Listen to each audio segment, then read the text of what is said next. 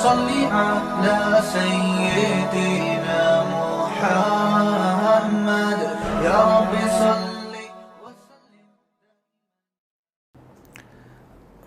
اعوذ باللہ من الشیطان الرجیم، بسم اللہ الرحمن الرحیم۔ سورہ آل عمران کا رکوع نمبر 14 اور چوتھے پارے کا 5واں رکوع۔ یہ رکوع چل رہا تھا، اس رکوع کا لفظی ترجمہ بھی ہو چکا، مختصر گرامر بھی ہو چکی، اس رکوع کی تفسیر چل رہی تھی، تو آدھی ہو چکی تھی، آدھی میں انشاءاللہ اب آپ کے سامنے پیش کروں گا۔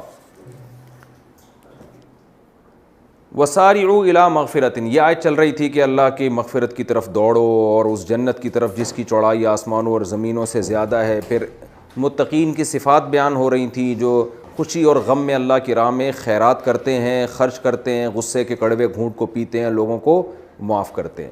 والذین اذا فعلوا فاحشۃ، اہل جنت کی صفات بیان ہو رہی ہیں۔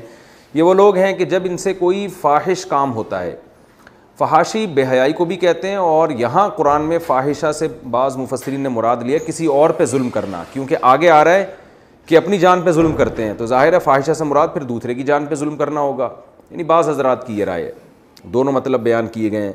خلاصہ یہ کہ کسی بھی قسم کا جب ان سے کوئی گناہ ہوتا ہے، او ظلموا انفسہم، یہ اپنی جان پہ ظلم کر بیٹھتے ہیں کسی اور طریقے سے، کوئی بھی گناہ، ہر قسم کے گناہ اس میں داخل ہیں، تو کیا کرتے ہیں؟ ذکروا اللہ، یہ اللہ کو یاد کرتے ہیں، اور فاستغفروا لذنوبہم، پھر اپنے گناہوں کی اپنے اللہ سے معافی طلب کرتے ہیں۔ یہ بہت زبردست آیت ہے۔ اس آیت میں دیکھیے کتنی زبردست ایک نقطے کی بات ہے کہ اللہ نے یہ نہیں فرمایا کہ جنتی وہ لوگ ہیں جن سے کبھی گناہ ہو ہی نہیں سکتا، کیونکہ یہ تو انسان کے بس میں نہیں ہے، کہیں نہ کہیں انسان سے کوتاہی ہوتی ہے۔ تو اللہ نے اہل جنت کی صفت بیان کی کہ اگر ان سے کوتاہی ہو جائے تو کیا کرتے ہیں؟ یہ اس پر قائم نہیں رہتے، بلکہ ان کو یاد آتا ہے کہ ہم کسی کے بندے ہیں، اللہ کو یاد کرتے ہیں، ہم نے اس کے سامنے حساب و کتاب دینا ہے اور وہ ہمیں اس کی سزا دے گا، تو فوراً کیا کرتے ہیں؟ اللہ کو یاد کر کے ذکروا اللہ فاستغفروا لذنوبہم، اللہ سے اپنے گناہوں کی معافی طلب کرتے ہیں۔ ومن یغفر الذنوب الا اللہ، اور قرآن کہتا ہے کہ بھلا کون ہے جو گناہوں کو معاف کرے اللہ کے سوا؟ سزا دینے کی قدرت بھی اللہ کو ہے اور گناہ کو معاف کرنے کی طاقت بھی اللہ کے پاس ہے، تو کوئی نہیں ہے جو اللہ کے سوا گناہوں کو معاف کرے۔ وَلَمْ يُصِرُّوا عَلَى مَا فَعَلُوا، اور کبھی ان سے گناہ ہو بھی جاتا ہے تو لم یصروا، اس گناہ پر یہ اصرار نہیں کرتے، ایسا نہیں کرتے کہ اب گناہ ہو گیا تو کرتے چلے جائیں اور اسی میں مر جائیں، ایسا نہیں ہے۔ انسانیت کے ناطے کبھی خطا ہو جاتی ہے لیکن اس خطا پہ یہ فوراً توبہ کرتے ہیں۔ علماء نے بیان کیا ہے کہ توبہ کی 3 شرطیں ہیں، جب تک یہ شرطیں نہیں پائی جائیں گی توبہ، وہ عمل توبہ نہیں کہلائے گا۔ پہلی شرط کیا ہے؟ کہ آپ کو ندامت ہو کہ میں نے غلط کیا، آپ خوش نہ ہو کہ چلو مزے تو میں نے اڑا لیے اب توبہ کر لیں گے ہم، یہ اس کی علامت ہے کہ آپ توبہ نہیں کر رہے، تو ندامت ہو کہ کاش میں یہ جرم نہ کرتا۔ نمبر 2، اس وقت اس گناہ کو آپ چھوڑ دیں۔ بعض لوگ دیکھ رہے ہوتے ہیں، ڈرامہ دیکھ رہے ہوتے ہیں اور توبہ توبہ کر رہے ہوتے ہیں، فحش چیزیں دیکھ رہے ہوتے ہیں اور توبہ توبہ کر رہے ہوتے ہیں، تو یہ توبہ نہیں ہوتی۔ اس گناہ کو اس وقت آپ چھوڑ دیں۔ اور تیسرا کام، آئندہ نہ کرنے کا عزم، پکا ارادہ کریں، اللہ سے وعدہ کریں اور دل میں بھی یہ ارادہ ہو کہ اب میں آئندہ نہیں کروں گا میں۔ تو یہ 3 شرطوں کے ساتھ جب آپ اللہ سے معافی مانگیں گے تو شریعت میں اس عمل کو توبہ کہا جاتا ہے، اور اس کے بارے میں اللہ، اس کے رسول صلی اللہ علیہ وسلم نے جگہ جگہ یہ بیان کیا ہے کہ توبہ کرنے والے کی توبہ قبول کرنا اللہ نے اپنے ذمے لے لی ہے۔ ایسا ہو نہیں سکتا کہ کوئی اس طرح سے توبہ کرے اور اللہ اس کے جرم کو معاف نہ کرے، چاہے حقوق العباد سے اس کا تعلق ہو یا حقوق اللہ سے اس کا تعلق ہو، اللہ معاف کرے گا۔ ہاں، یہ ایک الگ بات ہے کہ اگر اللہ کے حقوق سے اس کا تعلق ہے اور کوئی ایسی عبادت ہے جس کی قضا آپ پر لازم ہے تو قضا آپ کو کرنی پڑے گی۔ جیسے کسی نے نماز جان بوجھ کر قضا کر دی، وہ توبہ کرے گا، اللہ اس کے جرم کو معاف کرے گا، لیکن وہ قضا بہرحال آپ کو، کیونکہ وہ تو قرض ہے، وہ آپ کو دینا پڑے گا۔ حدیث میں آتا ہے دین اللہ احق ان یقضی، اللہ کا قرض اس بات کے زیادہ لائق ہے کہ اس کو چکایا جائے، اس کو ادا کیا جائے۔ اسی طرح حقوق العباد میں آپ نے اگر کسی سے پیسے لیے، وقت پہ ادا نہیں کیے، اس کو تکلیف دی، تو آپ توبہ بھی کریں گے، لیکن اس کا قرضہ بھی آپ نے چکانا ہے، وہ پیسے بھی آپ نے اس کو دینے ہیں۔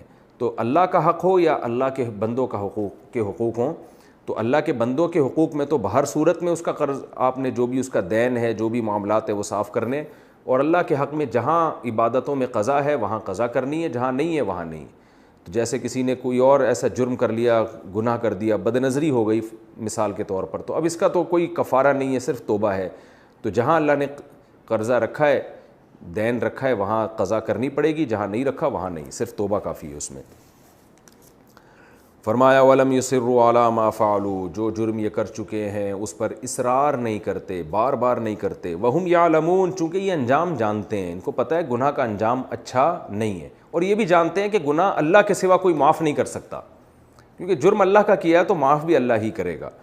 اولئک، یہ وہ لوگ ہیں، جزاؤہم مغفرۃ، کہ ان کا بدلہ مغفرت ہے، من ربہم، ان کے رب کی طرف سے، وجنات، اور باغات ہیں، تجری من تحتها الانہار، جن کے نیچے نہریں بہتی ہیں، خالدین فیہا، ان باغات میں یہ ہمیشہ ہمیشہ رہیں گے، ونعم اجر العاملین، عمل کرنے والوں کا کیا خوب بہترین بدلہ ہے۔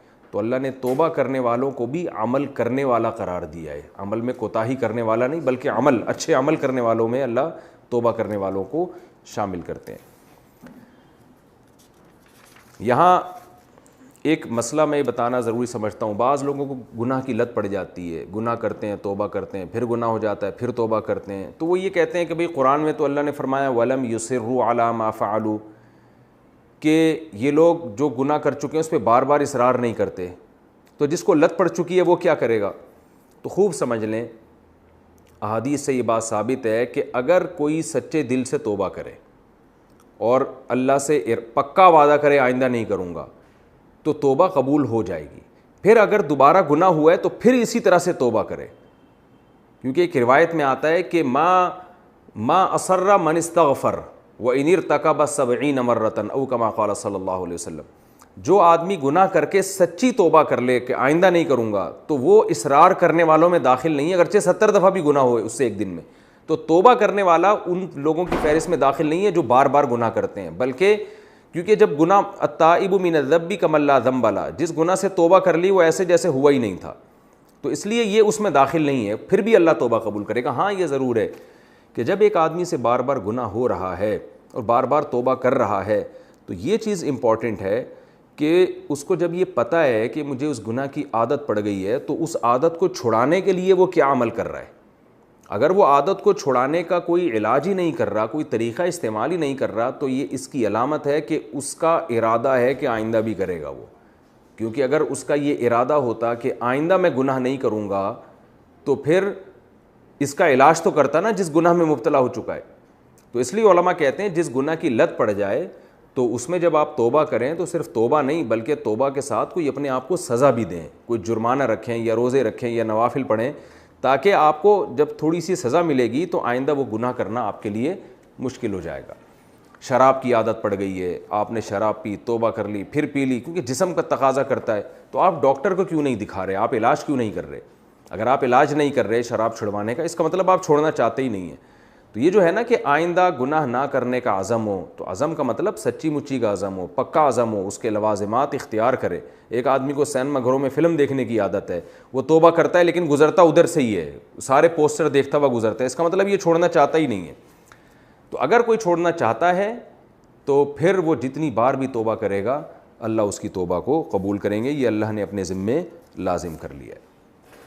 آگے ہے قد خلت من قبلکم سنن، چونکہ یہ رکوع اصل میں غزوہ احد کے بارے میں چل رہا ہے، درمیان میں سود کے احکام آئے یہ بتانے کے لیے کہ جنگوں میں شکست کا ایک بہت بڑا سبب اللہ کی نافرمانی ہے، اور نافرمانیوں میں ایک بہت بڑی نافرمانی سودی لین دین بھی ہے۔ تو آگے دوبارہ اسی غزوہ احد کی طرف مضمون دوبارہ شروع ہو گیا، صحابہ کرام کو زخم پہنچے تھے تو اللہ نے تسلی دی، قد خلت من قبلکم سنن، تم سے پہلے بھی بہت سے طریقے گزر چکے ہیں۔ طریقے کا مطلب یہی ہے کہ بہت سے طریقے ایسے گزر چکے ہیں جس میں اہل ایمان کو کبھی فتح ہوئی ہے، کبھی شکست ہوئی ہے۔ تو فسیروا فی الارض، فرمایا جاؤ زمین میں چل پھر کے دیکھو، ہسٹری پڑھو، تاریخ دیکھو، تمہیں پتہ چلے گا دنیا میں کیا کیا حالات گزرے ہیں۔ فانظروا، پھر دیکھو، کیف کان عاقبۃ المکذبین، جھٹلانے والوں کا انجام کیسا ہوا، یعنی انجام کے لحاظ سے جو باطل لوگ ہیں وہی رزلٹ انہی کے خلاف جائے گا۔ وقتی طور پر نقصانات ہو سکتے ہیں لیکن اینڈ جو ہے وہ کبھی بھی برے لوگوں کا اچھا نہیں ہوگا۔ ہادہ بیان للناس، اللہ فرماتے ہیں ہم نے یہ بیان کیا ہے لوگوں کے لیے، وہدن، اور اس میں گائیڈنس ہے، ہدایت ہے، وموعظۃ للمتقین، اور یہ ہماری باتیں پرہیزگار لوگوں کے لیے نصیحت ہیں۔ پھر اب صحابہ کو تسلی دی جا رہی ہے کہ غزوہ احد میں جو تمہیں شکست ہوئی، لا تہنوا، کم ہمت مت بنو، ولا تحزنوا، غم مت کرو، وانتم الاعلون، غالب تم ہی نے آنا ہے۔ وقتی شکست ہوئی ہے، ایسا نہیں کہ کافر اب غالب آ جائیں گے، نہ نہ نہ نہ، غلبہ بالآخر تمہارا ہی ہوگا، ان کنتم مومنین، اگر تم ایمان والے ہو، تم ایمان پر مضبوطی سے قائم رہے تو اللہ تمہیں ہی غالب کرے گا۔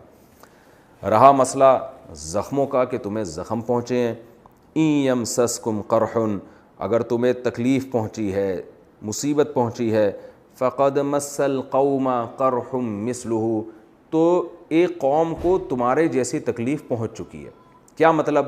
غزوہ احد میں تمہارے 70 افراد اگر شہید ہو گئے تو بدر میں تم نے بھی ان کے 70 آدمی مارے ہیں، تو یہ تو تم بھی ان کو نقصان پہنچا چکے ہو۔ وَتِلْكَ الْأَيَّامُ نُدَاوِلُهَا بَيْنَ النَّاسِ، اور یہ جو ایام ہیں ہم ان کو لوگوں کے درمیان گھماتے پھراتے ہیں۔ کل تمہارا پلڑا بھاری تھا، آج تم زیر ہو گئے، تمہیں نقصان ہو گیا، تو یہ تو ہوگا۔ کیوں ہوگا؟ وَلِيَعْلَمَ اللَّهُ الَّذِينَ آمَنُوا، تاکہ اللہ ان لوگوں کو جان لے جو ایمان والے ہیں۔ اگر ہمیشہ فتح ہی ہوتی رہے پھر تو منافق بھی تمہارے ساتھ آ جائیں گے۔ اپنوں اور غیروں کا پتہ شکست کے وقت چلتا ہے، آزمائش کے وقت چلتا ہے۔ وَيَتَّخِذَ مِنْكُمْ شُهَدَاءَ، اور تاکہ اللہ تم میں بہت سے لوگوں کو شہید بنا دے۔ اللہ یہ بھی چاہتا تھا کہ بہت سے صحابہ کو ان آزمائشوں سے نکال کے اپنے پاس بلا لے اور ان کو شہادت کے مرتبے پر فائز کرے۔ فتح ہوتی تو اتنی شہادتیں نہ ہوتیں، شکست میں شہادتیں زیادہ ہوتی ہیں۔ واللہ لا يحب الظالمین، اللہ ظالمین کو پسند نہیں کرتا۔ یعنی ایسا نہیں ہو سکتا کہ اللہ نے تمہیں شکست دے دی تو اس کا مطلب اللہ ان کی سائیڈ ہے، ظالم کو اللہ کبھی پسند نہیں کرتا۔ وَلِيُمَحِّصَ اللَّهُ الَّذِينَ آمَنُوا، اور اللہ تمہیں نکھارنا چاہتا ہے تمہارے گناہوں کو معاف کر کے، کیونکہ آزمائش میں جب آؤ گے تو ان آزمائشوں میں تم بنو گے۔ شاعر نے کہا ہے نا، آئینہ بنتا ہے رگڑے لاکھ جب کھاتا ہے دل، کچھ نہ پوچھو دل بڑی مشکل سے بن پاتا ہے دل۔ آزمائشوں میں انسان اور نکھرتا ہے، تو اللہ تمہیں نکھارنا چاہتا ہے۔ وَيَمْحَقَ الْكَافِرِينَ، اور تمہیں نکھار کے چاہتا ہے تمہیں اتنا مضبوط بنا دے کہ کافروں کا قصہ ہی تمام ہو جائے، جیسے کہ ہو گیا، اور بالآخر مسلمان فتح مکہ کے دن مکمل طور پر ان مشرکین مکہ پہ غالب آ گئے۔ ام حسبتم ان تدخلوا الجنہ، کیا تم یہ سمجھتے ہو کہ تم جنت میں داخل ہو جاؤ گے؟ وَلَمَّا يَعْلَمِ اللَّهُ الَّذِينَ جَاهَدُوا مِنْكُمْ، جبکہ ابھی تک اللہ نے دیکھا ہی نہیں ہے کہ تم میں جہاد کس نے کیا، یعنی اللہ تو تمہیں آزمائے گا۔ وَيَعْلَمَ الصَّابِرِينَ، اور حقیقی صبر کرنے والے اللہ نے دیکھے ہی نہیں ہے۔ دیکھے کا مطلب ظاہری طور پر اللہ نے جانا ہی نہیں ہے، حقیقت تو اللہ ہر چیز جانتا ہے۔ وَلَقَدْ كُنْتُمْ تَمَنَّوْنَ الْمَوْتَ مِنْ قَبْلِ أَنْ تَلْقَوْهُ، فرمایا تم اس موت سے ملاقات سے پہلے موت کی تمنائیں کیا کرتے تھے۔ بہت سے صحابہ تھے جو کہتے تھے کاش جنگ ہو، جہاد ہو، ہم اس میں شہادت کا مرتبے پر پہنچیں۔ فَقَدْ رَأَيْتُمُوهُ، تو آج تم نے اس کو دیکھ لیا، وَأَنْتُمْ تَنْظُرُونَ، اور ظاہری آنکھوں سے بھی تم اس کو دیکھ رہے تھے۔ تو یہ وہی موت ہے جس کی تم تمنا کیا کرتے تھے، یہ وہی شہادت ہے جس کی تم تمنا کیا کرتے تھے۔ تو یہ رکوع بھی ہمارا الحمدللہ کمپلیٹ ہو گیا۔ اس میں ہمیں اسباق کیا ملتے ہیں مختصراً میں بتا دیتا ہوں، ورنہ یہ تمام باتیں اس تفسیر میں آ گئی ہیں۔ سب سے اہم بات تو اللہ نے سود کی حرمت کو نازل کیا اس میں، اور یہ سود ایسی چیز ہے جو صرف اسلام میں حرام نہیں ہے، یہودیوں کے مذہب میں بھی حرام تھا۔ قرآن کہتا ہے وَأَخْذِهِمُ الرِّبَا وَقَدْ نُهُوا عَنْهُ، یہود پر بھی ہم نے تورات میں سود کو حرام کیا تھا، لیکن انہوں نے سود کھانا شروع کر دیا۔ تو پہلی بات تو ہمیں یہ پتہ چلتی ہے کہ ہر قسم کے سودی معاملات سے ہم توبہ کریں۔ رسول اللہ صلی اللہ علیہ وسلم نے فرمایا سود کی وجہ سے 4 افراد پہ لعنت ہوتی ہے، ایک سود لکھنے والا، سود دینے والا، سود لینے والا، اور سودی معاملے پر گواہ بننے والا۔ اسی وجہ سے سودی بینکوں میں کوئی شخص اگر جاب کرتا ہے اور ان 4 کاموں میں سے کسی ایک کام میں وہ ملوث ہوتا ہے تو اس کی آمدن کو علماء حرام کہتے ہیں، کیونکہ ناجائز کام کر رہا ہے، ناجائز کام کے بدلے میں جو تنخواہ ملے گی وہ بھی حرام ہوگی، تو اس سے بھی اپنے آپ کو بچانا چاہیے۔ اور اللہ نے ہمیں یہ بھی بتایا وَاتَّقُوا النَّارَ الَّتِي أُعِدَّتْ لِلْكَافِرِينَ، اس آگ سے بچو جو کافروں کے لیے تیار کی گئی ہے۔ اس سے پتہ چلتا ہے جہنم اصل میں بنی اللہ کا انکار کرنے والوں کے لیے۔ مسلمان کو اگر جہنم میں ڈالا جائے گا اس کی بدعملی کی وجہ سے، ورنہ اللہ نے جہنم اہل ایمان کے لیے بنائی نہیں ہے۔ اس لیے اللہ فرماتے ہیں جو کافروں کے لیے جہنم تیار کی ہے تم اس سے بچو، یعنی وہ بنائی ان کے لیے تھی اور جا تم رہے ہو، یہ کتنی قابل افسوس بات ہے. تو تمہیں تو اللہ نے جنت کے لیے پیدا کیا ہے, تم اللہ پہ ایمان رکھتے ہو, اللہ کے رسول پر ایمان رکھتے ہو, تو تمہیں تو تھوڑی سی محنت کرنی پڑے گی, اپنے عمل کو صحیح کرنا ہے اور اس سے تم جنت کے وارث بن جاؤ گے. اور وسارعوا الی مغفرۃ, اس میں بھی ترغیب ہے کہ دیکھیں جہاں کمپٹیشن آتا ہے نا وہاں انسان کی رفتار تیز ہوتی ہے. اگر کوئی آپ سے کہتا ہے کہ آپ اس پوائنٹ سے اس پوائنٹ تک دوڑیں, بھاگ کے جائیں, تو آپ کی رفتار آہستہ ہوگی. لیکن اگر دو آدمیوں کو کھڑا کر دیا جائے کہ دونوں ایک دوسرے سے آگے دوڑو, جیتنے کی کوشش کرو, تو اسپیڈ اور رفتار بہت تیز ہو جائے گی. تو قرآن یہ نہیں کہہ رہا اسرعوا الی مغفرۃ, اللہ کی مغفرت کی طرف تیز جاؤ, نہ سارعوا, دوسرے کے مقابلے میں آگے بڑھو. تو جہاں کمپٹیشن ہوتا ہے وہاں انسان کو ایک موٹیویشن ملتی ہے. یعنی تمہارے ساتھ اٹھنے بیٹھنے والے اور بھی بہت سے لوگ ہیں, دیکھو وہ جنت کے لیے کیا کر رہے ہیں, تم ان سے زیادہ کی کوشش کرو. ایک آدمی اگر تہجد نہیں پڑھ رہا, صرف 5 فرض نمازوں پر اکتفا کر رہا ہے, تم تہجد بھی شروع کر دو. ایک آدمی اگر صدقات و خیرات کر رہا ہے تو تم اس سے زیادہ صدقہ شروع کر دو. تو جہاں کمپٹیشن ہوتا ہے وہاں انسان کی رفتار بڑھتی ہے. تو جنت ایک ایسی چیز ہے کہ ہمیں اس کی طرف صرف جانے کی کوشش نہیں کرنی چاہیے, بلکہ دوسروں سے آگے بڑھنے کی کوشش کرنی چاہیے. اور آگے جب ہی بڑھا جائے گا جب ہم دین کے معاملے میں اپنے سے اوپر لوگوں کو دیکھیں. ہم یہ نہ دیکھیں کہ فلاں کیا کر رہا ہے فلاں, بلکہ دیکھیں کہ فلاں ہم سے اچھا عمل کر رہا ہے تو ہم اس سے اچھا کیوں نہیں کر رہے.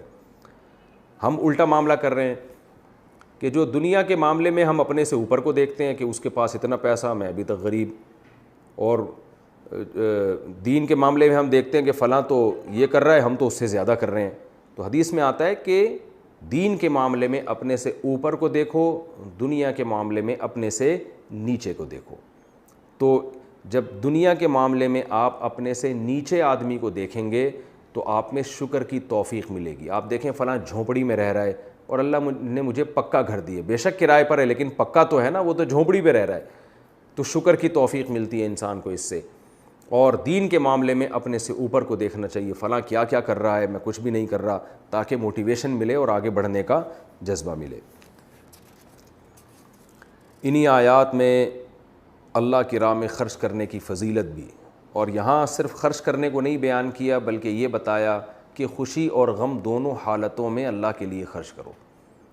خوشی اور غم سے مراد عام خوشحالی بھی ہو سکتی ہے, اور یہاں مراد تنگ دستی اور مالداری بھی ہو سکتی ہے. اس سے یہ پتہ چلتا ہے کہ غریب آدمی کو بھی چاہیے کہ وہ صدقات و خیرات کرے, کتنا کرے اپنی حیثیت کے مطابق. رسول اللہ صلی اللہ علیہ وسلم نے فرمایا فاتقوا النار اتقوا النار ولو بشق تمرہ, فرمایا اپنے آپ کو جہنم کی آگ سے بچاؤ اگرچہ آدھے کھجور کے ذریعے ہی کیوں نہ ہو. آپ اتنے غریب ہیں کہ آپ کے پاس ایک کھجور ہے, تو آپ صلی اللہ علیہ وسلم نے کیا فرمایا, تھوڑا سا ٹکڑا نکال کے کسی کو کھلا دو. تو اتنا تو ہر آدمی کر سکتا ہے, تو اس کو بھی اللہ قبول کرے گا. بعض صحابہ بہت ہی غریب تھے, جب جہاد میں چندے کا اعلان ہوتا تو ایک صحابی سارا دن محنت کر کے ایک رسی لے کر آئے ہیں اور آپ صلی اللہ علیہ وسلم کی خدمت میں انہوں نے پیش کی. تو منافقین جو ہے نا مذاق اڑانے لگے اور طنز کرنے لگے. اللہ کو اتنا غضب آیا کہ اللہ نے ان کا ذکر قرآن مجید میں کیا, فرمایا کہ لا یجدون الا جہدہم فیسخرون منہم, کہ یہ منافق ایسے کمبخت ہیں کہ کچھ لوگ سارا دن کی محنت آپ کے سامنے لے کر آتے ہیں اور یہ ان کا مذاق اڑاتے ہیں. تو اللہ کی نظر میں کوانٹٹی کی ویلیو نہیں ہے, آپ کے اخلاص کی ویلیو ہے. اس لیے جتنی اللہ نے توفیق دی ہے اس کے حساب سے ہمیں صدقات و خیرات کرنے چاہیے. ان آیتوں میں توبہ کی بھی ترغیب ہے کہ اگر آپ سے گناہ ہو جاتا ہے تو آپ توبہ کریں, توبہ کر کے بھی آپ اہل جنت کے منازل اور اہل جنت کے درجات آپ حاصل کر لیں گے. توبہ سے کبھی نہیں رکنا چاہیے. اور ان آیات میں تسلی بھی ہے کہ اگر تمہیں تکلیفیں پہنچتی ہیں تو تمہارے مخالفین کو بھی, دشمنوں کو بھی تکلیفیں پہنچتی ہیں, اور بعض دفعہ اللہ تکلیف دیتا ہے تمہیں اونچے درجات دینے کے لیے, بعض دفعہ بنانے کے لیے. غموں میں انسان کے اعصاب مضبوط ہوتے ہیں, برداشت کرنا سیکھتا ہے. تو ہر غم میں یہ سوچ کے ہمیں تسلی حاصل کرنی چاہیے, اور ہر قسم کے غم میں ہی منافق اور مخلص مسلمان کا پتہ چلتا ہے. ہمارے حضرت فرمایا کرتے تھے کہ جو آدمی غم میں ایک دم آسان خطا ہو جائے اس کا مطلب یہ مومن نہیں ہے, اس کا اللہ پہ توکل نہیں ہے. تو غموں میں پتہ چلتا ہے کہ آپ کا اللہ سے تعلق کتنا ہے. اللہ ہم سب کو غموں سے پریشانیوں سے بچائے, خوشحال زندگی عطا فرمائے. اگر اللہ نہ کرے کوئی غم مقدر ہے تو اللہ ہمیں اس میں صبر کی توفیق عطا فرمائے. یہ رکوع ہمارا کمپلیٹ ہو گیا. انشاءاللہ اب ہم آگے چلتے ہیں.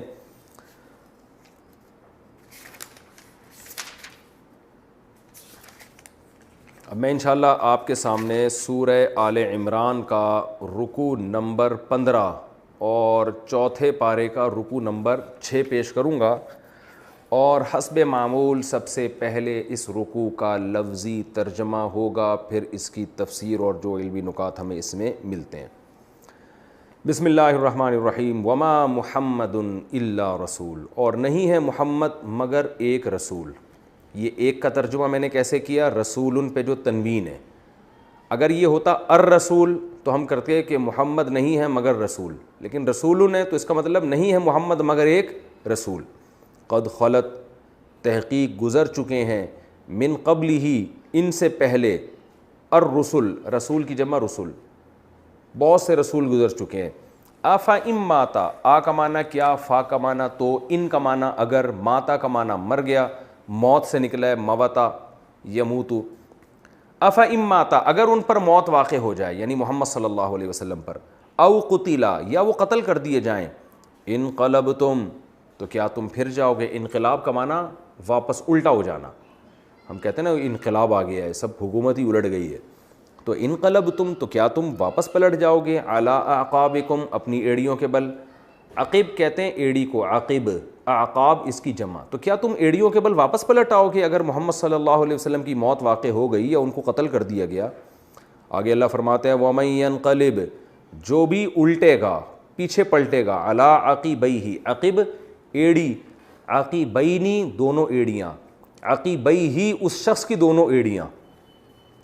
فرمایا وَمَن يَنْقَلِبْ, جو پیچھے پلٹے گا, علی عقبیہ, اپنی ایڑیوں کے بل.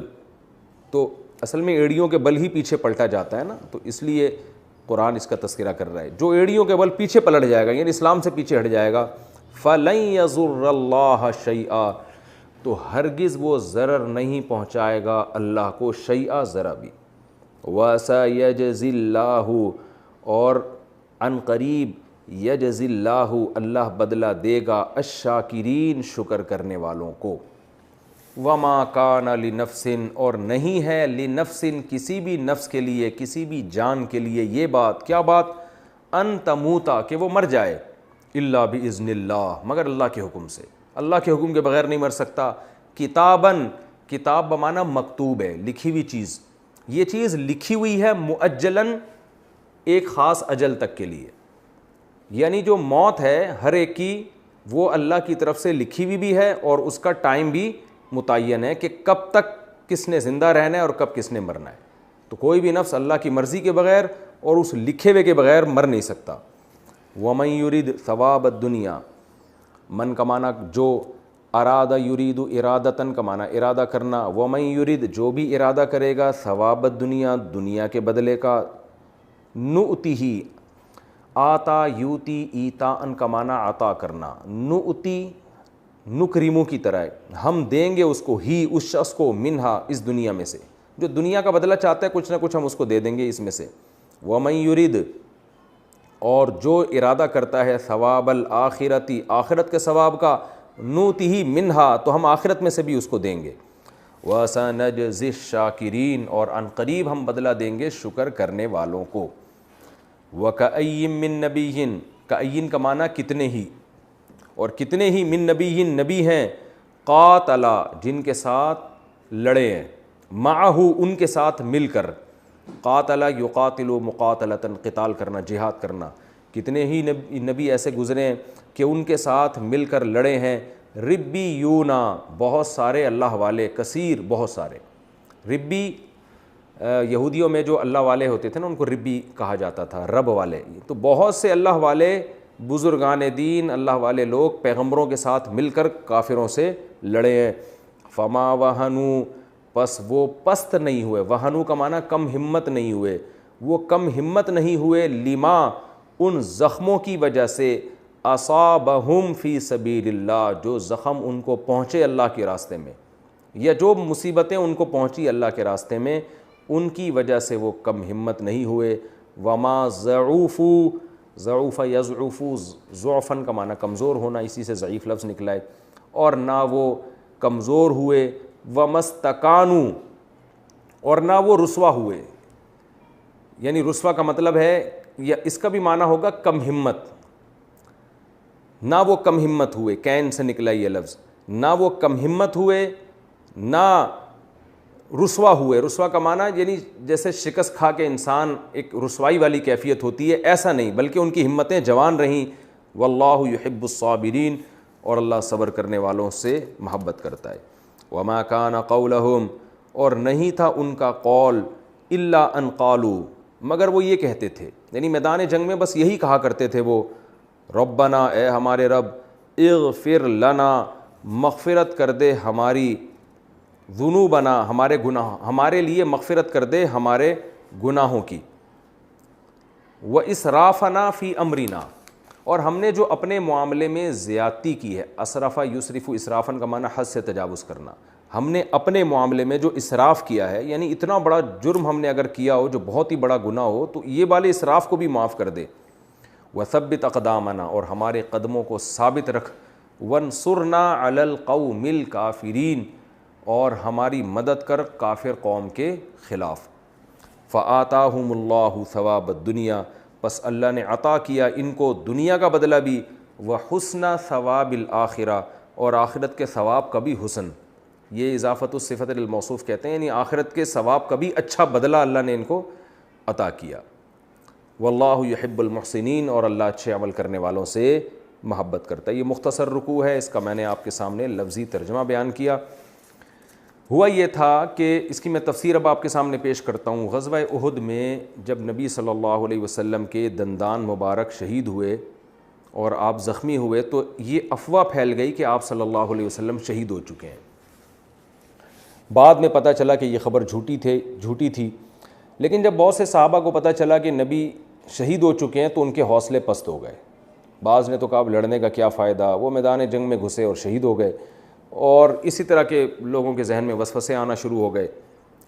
تو جب بعد میں معاملہ صاف ہوا اور پتہ چلا کہ آپ صلی اللہ علیہ وسلم حیات سے ہیں، زندہ ہیں، شہید نہیں ہوئے، تو قرآن میں یہ آیتیں نازل ہوئیں کہ بھائی نبی کے شہادت کی خبر پر تمہارے حوصلے پست کیوں ہو گئے؟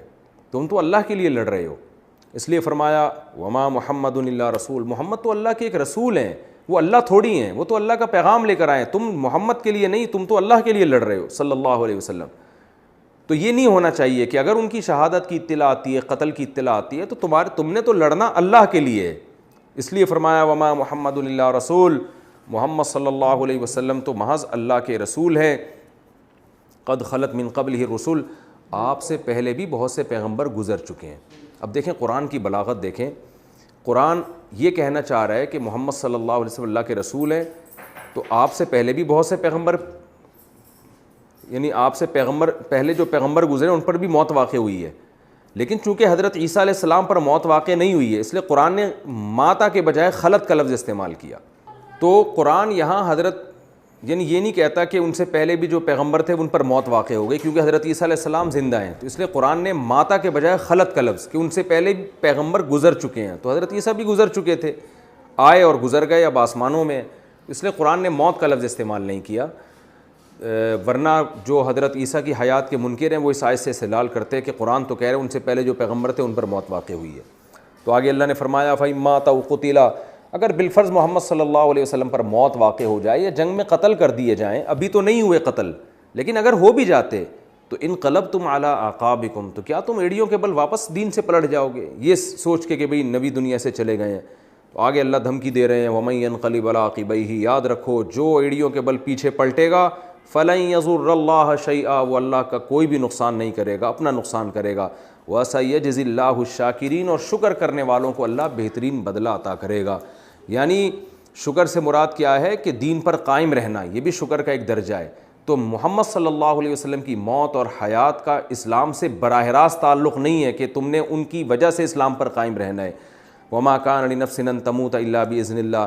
رہا یہ مسئلہ کہ آپ کی موت واقع ہوئی کہ نہیں ہوئی، تو اللہ فرماتے ہیں کوئی نفس اللہ کی مرضی کے بغیر نہیں مرتا. کتابا مؤجلہ، یہ سب چیزیں ایک وقت متعین تک ہیں. تو جب نبی صلی اللہ علیہ وسلم کی موت کا وقت آئے گا تو وہ اللہ کے علم میں ہوگا اور اللہ آپ کو اپنے حساب سے موت دے گا. تو اس میں اللہ کی حکمتیں اور اللہ کی مصلحتیں ہوں گی. یہ کوئی اتفاق سے نہیں ہو سکتا ایسا. وَمَن يُرِدْ ثَوَابَ الدُّنْيَا، فرمایا جو دنیا کا بدلہ چاہتا ہے، جو آخرت چاہتا ہی نہیں ہے، نُؤْتِهِ مِنْهَا، ہم اسے دنیا میں سے دے دیتے ہیں. اور جو آخرت چاہتا ہے اور دین پر قائم رہتا ہے، کیونکہ جو دین پر قائم رہے گا یہ اس کی علامت ہوگی کہ آخرت کے لیے اسلام پہ چل رہی ہے. نُؤْتِهِ مِنْهَا، ہم اسے آخرت کا بدلہ دیں گے. وَسَنَجْزِي الشَّاكِرِينَ، اور شکر کرنے والوں کو ہم عنقریب بدلہ دیں گے. وَكَأَيٍّ مِّن نَبِيٍّ قَاتَلَ مَعَهُ رِبِّيُّونَ كَثِيرٌ. اب چونکہ غزوہ احد کے واقعات چل رہے ہیں تو اللہ فرماتے ہیں کوئی نیا کام نہیں ہے، پیغمبروں کے ساتھ اللہ والے مل کے ہمیشہ سے لڑے ہیں. یہ تو اللہ اپنے بندوں کو آزماتا ہے. جیسے کہ قرآن میں دوسری جگہ اللہ نے ارشاد فرمایا کہ الذین آمنوا یقاتلون فی سبیل اللہ والذین کفروا یقاتلون فی سبیل الطاغوت، کہ جو اس اللہ کے دشمن ہیں وہ طاغوت کے لیے، شیطان کی قوتوں کے لیے لڑتے ہیں، شیطانی نظام کے لیے لڑتے ہیں. تو تم نہیں لڑو گے، وہ تو لڑتے رہیں گے. تو اس طرح اللہ والے لوگ اللہ کے لیے لڑتے ہیں. تو اللہ صحابہ کو ترغیب دے رہے ہیں، موٹیویٹ کر رہے ہیں کہ یہ پہلی دفعہ نہیں ہوا، بہت سارے پیغمبر ایسے گزرے ہیں جن کے ساتھ اللہ والے مل کے میدان جنگ میں لڑے ہیں. فما وہنوا لما اصابہم فی سبیل اللہ، ان کو اللہ کے راستے میں جو مصیبتیں پہنچتی تھیں ان مصیبتوں پہ وہ کم ہمت نہیں ہوتے تھے. وما ضعفوا، کمزور نہیں پڑتے تھے. وما استکانوا، اور دشمن سے دبتے نہیں تھے، مغلوب نہیں ہوتے تھے. وہی یعنی ہمت ان کی برقرار رہتی تھی. واللہ یحب الصابرین، اور اللہ صبر کرنے والوں سے محبت کرتا ہے. تو ایسا نہیں ہوگا کہ تم اللہ والے بن گئے تو اب تمہیں لڑنا ہی نہ پڑے، بس اللہ تمہیں نماز روزے میں ہی لگا کے رکھے گا اور لڑ کے اللہ تمہاری مدد ہی کرتا رہے گا، تمہیں کوئی ٹینشن میں ہی نہیں دے گا، ٹینشن ہی نہیں آئے گی. ایسا بھی نہیں ہے، سب کچھ ہوگا جیسے کہ پہلی امتوں کے ساتھ بھی سب کچھ ہو چکا ہے. وما كان قولهم الا ان قالوا، اللہ فرماتے ہیں جو اللہ والے پیغمبروں کے ساتھ مل کے لڑتے تھے وہ میدان جنگ میں یہ دعائیں کیا کرتے تھے. کیا دعا؟ سب سے پہلے اپنے گناہوں کی معافی، کیونکہ گناہ فتح میں بہت بڑی رکاوٹ بنتا ہے.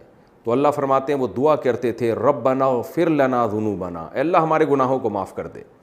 واسرافنا فی امرنا، اور اپنے معاملے میں ہم نے جو حد سے تجاوز کیا، وہی مطلب کبیرہ گناہ. اگر ہم نے کوئی کبیرہ گناہ کر کے اپنے اوپر بہت زیادہ حد سے تجاوز کر لیا، ظلم کر دیا، اس کو بھی معاف کر دے.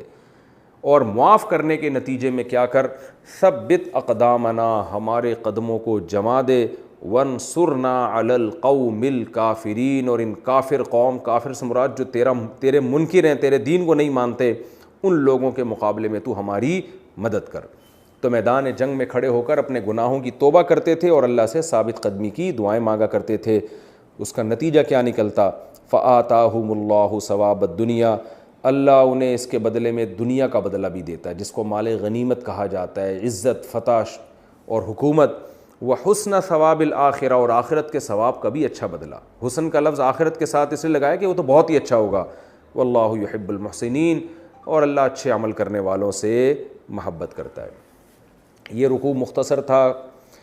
اس سے ہمیں اسباق کیا ملتے ہیں؟ تفسیر تو آپ کے سامنے آ گئی. پہلا سبق تو ہمیں یہ ملتا ہے کہ ہم دین پر اللہ کے لیے چلتے ہیں. پیغمبر صلی اللہ علیہ وسلم معبود نہیں ہے، خدا نہیں ہے، وہ اللہ کا پیغام اللہ کے بندوں تک پہنچانے کے لیے. جب آپ صلی اللہ علیہ وسلم کی وفات ہوئی ہے تو صحابہ کے حوصلے پست ہو گئے. صحیح احادیث میں حضرت ابو بکر رضی اللہ تعالیٰ عنہ ممبر پہ کھڑے ہوئے اور خطبہ دیا. حضرت عمر کے تو ایسا حوصلے ہو گئے کہ انہوں نے فرمایا کہ نبی کے عشق میں، محبت میں، کہ جو یہ کہے گا کہ نبی کی موت واقع ہوئی ہے میں اس کی گردن اڑا دوں گا. ان کو تو یقین نہیں آ رہا تھا کہ یہ کیسے ہو سکتا، یعنی یہ عجیب سی خبر ہے. حضرت ابو بکر نے خطبہ دیا اور یہ آیت پڑھی وما محمد الا رسول، دیکھو محمد اللہ کے رسول ہیں. تو کیا ان کی موت واقع ہو گئی ہے، وہ قتل ہو گئے، تو تم کیا دین سے پھر جاؤ گے؟ تو حضرت عمر کہتے ہیں کہ مجھے ایسا لگا جیسے یہ آیت میں نے آج پہلی دفعہ سنی ہو، حالانکہ اس سے پہلے سنتے رہتے تھے، پڑھتے رہتے تھے. تو حضرت عمر، حضرت ابو بکر کا یہ کمال ہے کہ انہوں نے صحابہ کرام کو ایسے موقع پہ سنبھالا دیا اور ان کو بتایا کہ جو من کان منکم یعبد محمدن، صحابہ سے خطاب کیا کہ اے لوگو تم میں جو محمد صلی اللہ علیہ وسلم کی عبادت کرتا تھا، فإن محمدًا قد مات، تو محمد پر موت واقع ہو چکی ہے صلی اللہ علیہ وسلم. ومن کان منکم یعبد اللہ، جو اللہ کی عبادت کرتا تھا فَإِنَّهُ حَيٌّ لَا يَمُوتُ، وہ آج بھی زندہ ہے، اس پر موت واقع نہیں ہوگی۔ تو اسلام میں پیغمبر کی پوزیشن کو بہت واضح کر دیا گیا ہے کہ پیغمبر معبود نہیں ہوتا، وہ مقصود نہیں ہوتا، مقصود اللہ کی ذات ہے۔ پیغمبر کا مقام اللہ کے بعد سب سے بڑا اس لیے ہے کہ وہ اللہ کا پیغام اپنے بندوں تک، اللہ کے بندوں تک پہنچاتے ہیں اور بندوں کا اللہ سے رابطہ جوڑتے ہیں۔ تو پیغمبر کا حق بہت بڑا ہے، مگر وہ معبود نہیں ہے، عبادت اللہ کی جائے گی۔ اس میں اللہ نے یہ بھی بتا دیا کہ اللہ کم ہمت لوگوں کو پسند نہیں کرتا۔ فما وہنوا لما اصابہم فی سبیل اللہ، جہاد میں بھی کم ہمتی پسند نہیں ہے، اور دین کے کسی بھی کام میں کم ہمتی اللہ کو پسند نہیں ہے۔ تو ہمت پیدا کرنی چاہیے دین کی دعوت کے لیے، دین کی تبلیغ کے لیے۔ اس رکوع میں ہمیں دعا کی اہمیت بھی پتہ چلتی ہے کہ اللہ والے لوگ میدان جنگ میں تیاری کے ساتھ کھڑے ہوتے تھے، مگر اپنے اسلحہ پر اور اپنی ذات پر اعتماد نہیں کرتے تھے، بلکہ وہاں جا کے اللہ سے دعائیں مانگتے تھے کہ اللہ ہمارے بس میں جو تھا ہم نے کر دیا ہے، لیکن دو چیزیں رکاوٹ بن سکتی ہیں، ایک ہمارے گناہ رکاوٹ بن سکتے ہیں، دوسرا ہم تمام اسباب و وسائل کے ساتھ آئے مگر تیری اگر مدد نہیں ہوئی تو بھی ہمیں شکست ہوگی۔ دونوں دعائیں مانگا کرتے تھے کہ اللہ ہمارے گناہوں کو بھی معاف کر اور ہماری مدد بھی کر۔ تو صرف جہاد نہیں ہے، دین کے ہر کام میں یہی طریقہ ہونا چاہیے۔ آپ کوئی بھی کام کرنا چاہ رہے ہیں تو اس میں دو چیزوں کی دعا لازمی کرنی چاہیے۔ ایک، اے اللہ میرے گناہوں کی وجہ سے اس کام کی برکت ختم نہ ہو جائے۔ کچھ بھی کرنے چاہ رہے ہیں، حتیٰ کہ دنیا کا بھی اگر کوئی کام آپ کر رہے ہیں تو آپ اللہ سے، آپ پیسے بھی اگر کما رہے ہیں، تجارت بھی کر رہے ہیں، اس میں دعا مانگیں، اے اللہ میرے گناہوں کی نحوست سے یہ کاروبار تباہ نہ ہو جائے، میرے گناہوں کی نحوست سے یہ کام برباد نہ ہو جائے۔ تو گناہوں سے معافی مانگی جائے، کیونکہ گناہ کرنے سے انسان جو ہے اللہ سے دور ہو جاتا ہے اور اللہ کے دشمنوں میں اس کا شمار ہونے کا خطرہ ہوتا ہے۔ تو ظاہر ہے کوئی بھی اپنے دشمن کے ساتھ اچھا نہیں کرتا، تو اس لیے گناہوں سے توبہ اور اس کام میں ہمیں اللہ سے مدد مانگنی چاہیے۔ اللہ تعالیٰ سے دعا ہے کہ جو کچھ ہم نے کہا سنا اسے اللہ قبول کرے اور عمل کی توفیق عطا فرمائے اور کمی کوتاہی کو معاف فرمائے۔ اس سے اگلا رکوع انشاءاللہ سورہ آل عمران کا رکوع نمبر 6 اور چوتھے پارے کا رکوع نمبر 7۔ سورہ آل عمران کا رکوع نمبر انشاءاللہ 16 ہوگا اب اگلے ایپیسوڈ میں، اور چوتھے پارے کا رکوع نمبر 7 ہوگا انشاءاللہ۔